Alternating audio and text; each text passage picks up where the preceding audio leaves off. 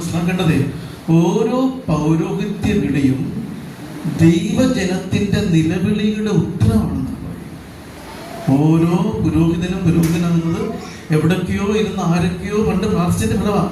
ഞാനൊരു പണ്ട് ചെന്നപ്പോഴേക്കുണ്ട അനുഭവം.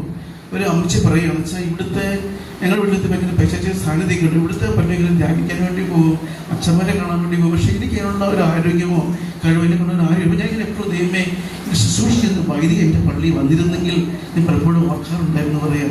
പക്ഷെ ഈ അമ്മച്ചിയുടെ അനേക വർഷത്തെ പ്രാർത്ഥന ആയിരിക്കാം ഞാൻ ആ പള്ളി പോയി ഇരിക്കാനും ആ പള്ളി റെനോവേറ്റ് ചെയ്യാനും 3 വർഷം കൊണ്ടത്തെ പ്രാർത്ഥന അതുകൊണ്ടായിരിക്കും. അത് തന്നെയോടെ ഇപ്പോൾ ഓരോ വൈദികന്റെയും ആ വരവ് എന്ന് പറയുന്നത് എന്താണെങ്കിൽ ആ വൈദികനായി മാറുന്നത് എന്തുകൊണ്ടാണ്?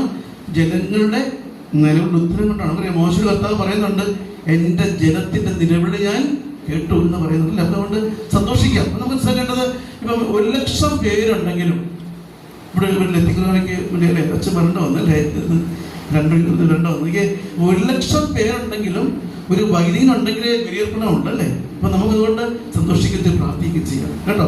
നമ്മൾ ഇവിടെ